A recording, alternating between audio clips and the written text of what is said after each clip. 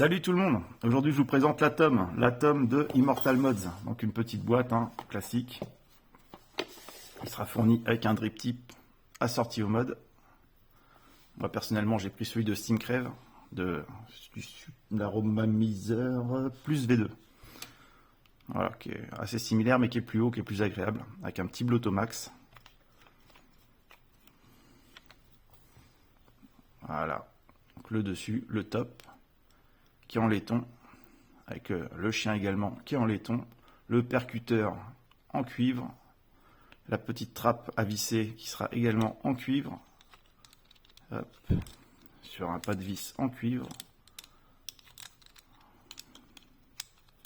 donc très bon pas de vis, il n'y a aucun souci, tac, l'intérieur également, cuivre sur cuivre pour la percussion. À l'intérieur, il y aura une petite rondelle isolante, au cas où votre wrap serait abîmé. Voilà, forcément, on ne va pas utiliser un wrap défectueux en méca, ni sur électro. Tac. Mode en résine, 80 mm, qui acceptera du 28,5 mm. Donc vraiment, il est hyper léger, 86 grammes. 86 grammes, c'est vraiment rien. C'est un poids plume, et il est très compact, 80 mm. Donc c'est 80 mm, c'est une clutch, elle est légèrement plus petite, mais bon, c'est quand même très agréable. Et surtout le fire, quoi, la prise en main, l'ergonomie de ce type de mode, c'est vraiment le top, quoi. Parce que le fire est super agréable. Et on va quand même regarder ce qui se passe lorsqu'on le démonte, et faire une analyse un peu plus poussée du mode. Donc les vis, ça se dévisse super bien. Il ne faudra pas les serrer trop fort, c'est de la résine. On va en faire attention. Tac. Bon, ce qui est bien quand même, c'est que l'ajustement de toutes les pièces est vraiment parfaite, est vraiment top. Donc même au remontage, il n'y aura aucun souci à bien le centrer. Il tient naturellement bien en place dans sa position. Donc voilà, c'est juste ce petit mode. La rondelle isolante que je vous ai parlé tout à l'heure. La partie qui fait contact, qui se démonte également facilement. Hop. Voilà. La chose sympa, il y a vraiment l'encoche nécessaire à remonter la pièce qui va servir pour la percussion. Alors par contre, c'est juste la partie du dessous.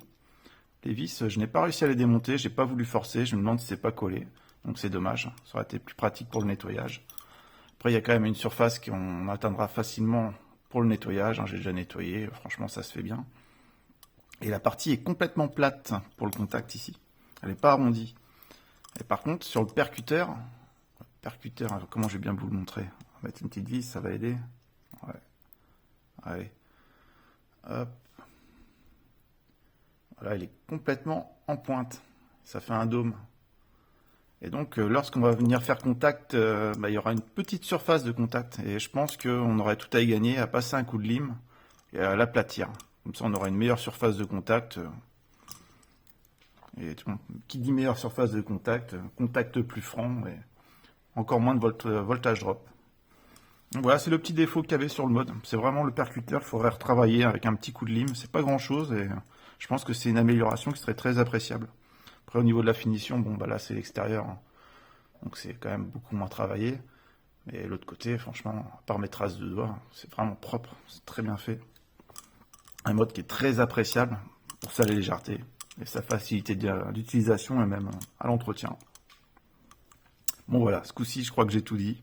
Donc, c'est un mode, comme vous le voyez, qui n'est pas parfait, mais qui est quand même très, très intéressant. Après, le dernier regret, c'est que c'est du cuivre, donc le cuivre, ça s'oxyde forcément très vite.